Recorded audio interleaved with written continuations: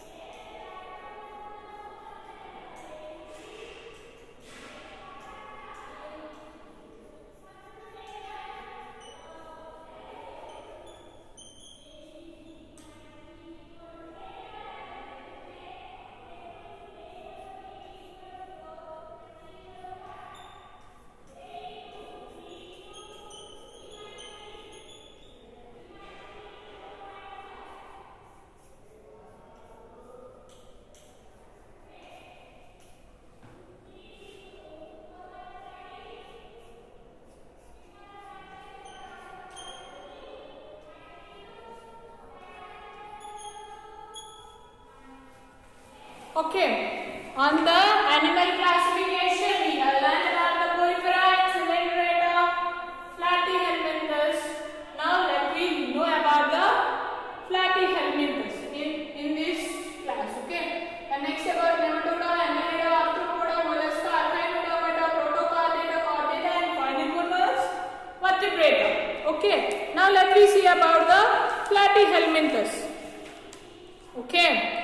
The body of the animals in this group is far more complexly designed than in the two other groups we have considered so far. The body is bilateral symmetry, meaning that the left and the right halves of the body have the same design. There are three layers of the cell from which differentiated tissues can be made.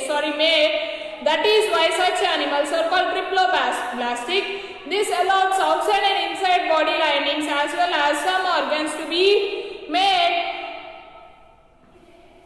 The body is flattened dorsoventrally from top to bottom. That is why these animals are called flatworms. They are either free living or parasitic. Some examples of free living animals like planarians, parasitic animals like planarians or parasitic animals like planarians and tapeworms. Okay, next one about platyhelminthes.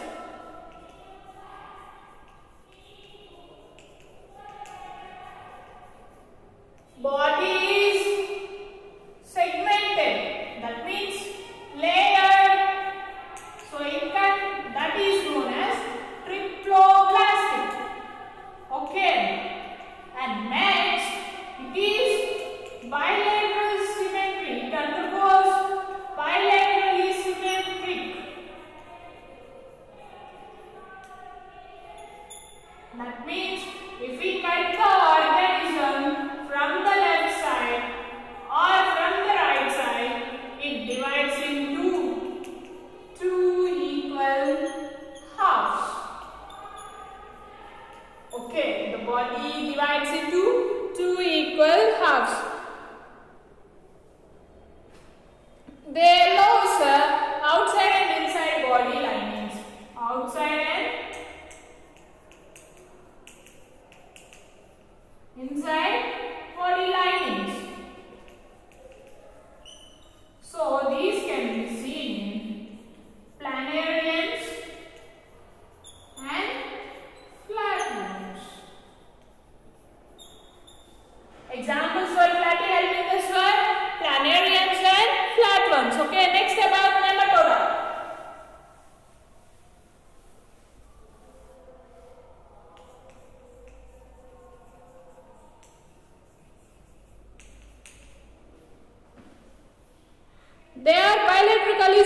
symmetrical and triploblastic. However, the body is cylindrical. There are tissues but no real organs. Although a sort of body cavity or a pseudocoelomate is present. Pseudocoelom means coelom which is covered on either side by mesodermal layer. They are very familiar as parasitic worms causing diseases such as the worms causing elephantiasis, that is filarial worms, or the worms in the intestine, roundworms or pinworms. So examples for the nematode are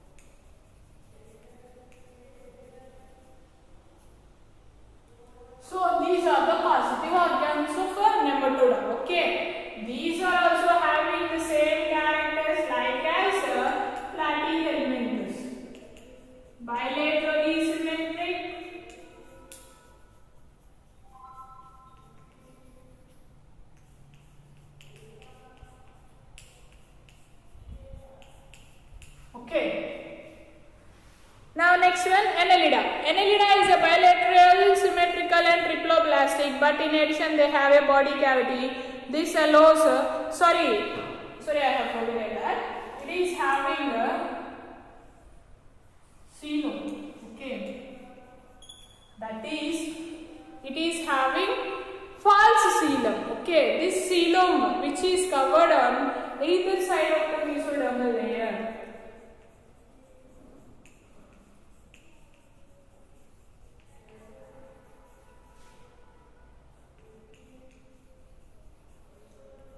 Pseudo means false coelom. It contains false coelom and this coelom is covered with the layer, inner layer of the body. Okay, next about Annelida.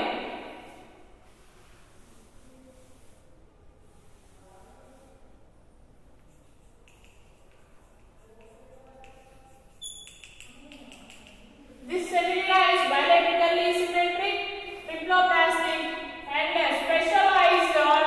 It consists of, in addition, consists true organs, which is protected the body cavity. Okay. There is thus extensive organ differentiation. This differentiation occurs in a segmental fashion, which the segments lined up one after the other from anterior to posterior, and these animals are found in a variety of habitats, freshwater, marine water as well as land. Okay, these organisms' body is differentiated into the segments. Okay, so and also with the segments lined up one after the other from anterior to posterior end. Okay. And these are mainly seen in freshwater, leech, marine water, near east as well as in the land as earthworms. Okay. Next about arthropoda. Okay.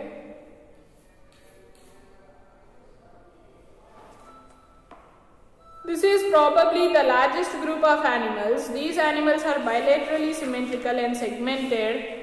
This is an open circulatory system, and so the blood do not flow in well-defined blood vessels. The coelomic cavity is filled with blood.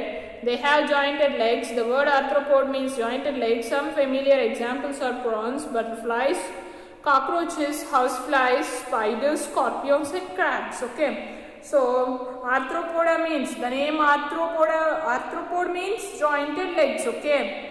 So these organisms having jointed legs. We can see jointed legs in the scorpions, okay, and also in the cockroaches, houseflies, spiders, scorpions and prawns. Okay.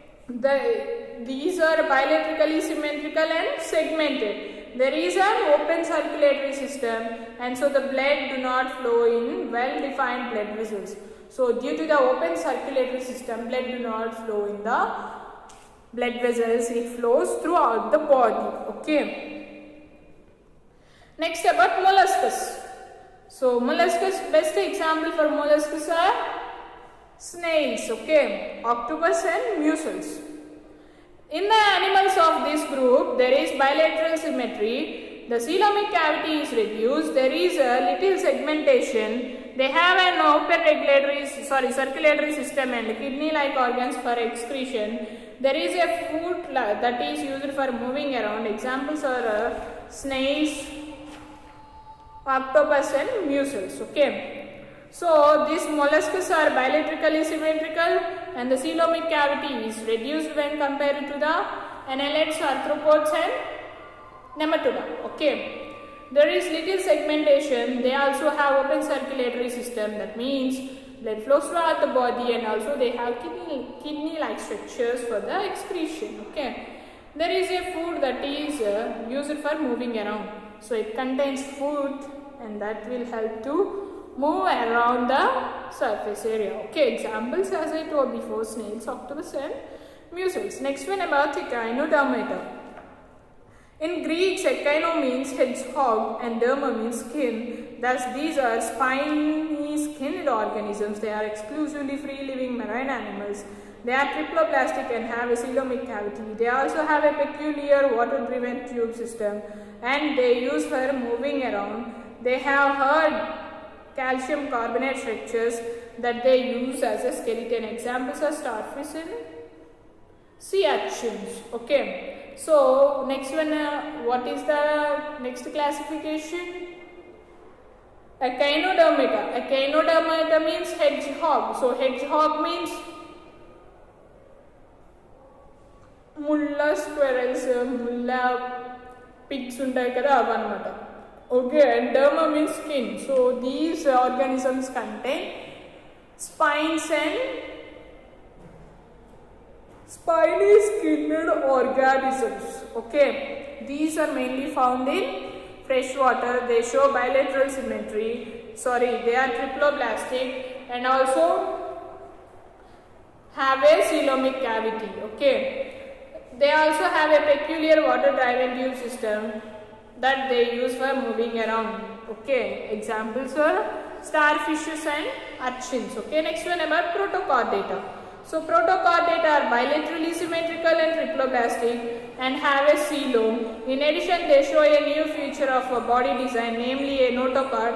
At least at some stages during their lives, the notochord is a long rod-like support structure that runs along the back of the animal, separating the nervous tissue from the gut. So these protochordata, so these organisms are bilaterally symmetrical and triploblastic.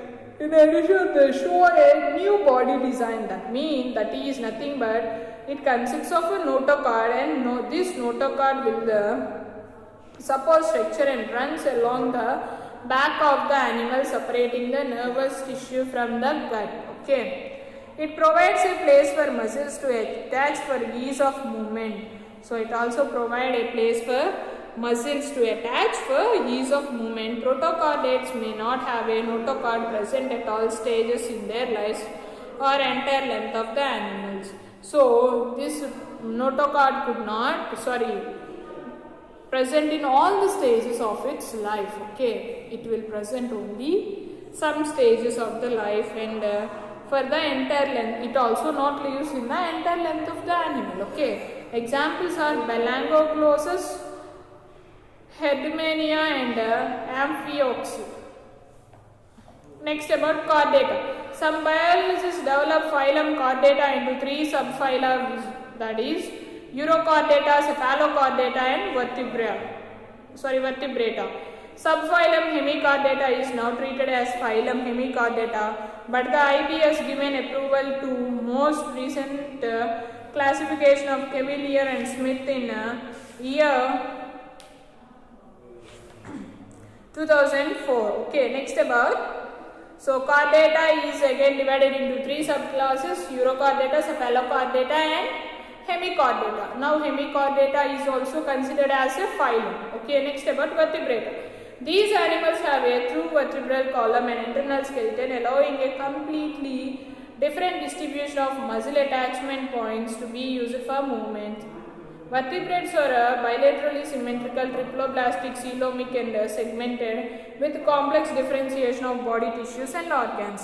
Okay, these vertebrata is having true vertebral column and internal skeleton, allowing a completely different distribution of muscle attachment points to be used for the movements. Vertebrates are bilaterally symmetrical, triploblastic, coelomic and segmented with complex differentiation of body. When compared to all the other kingdoms, it is quite opposite. All chordates possess the following feature: have a notochord, have a dorsal nerve cord, have paired gill pouches, post and tail are triploblastic or coelomic.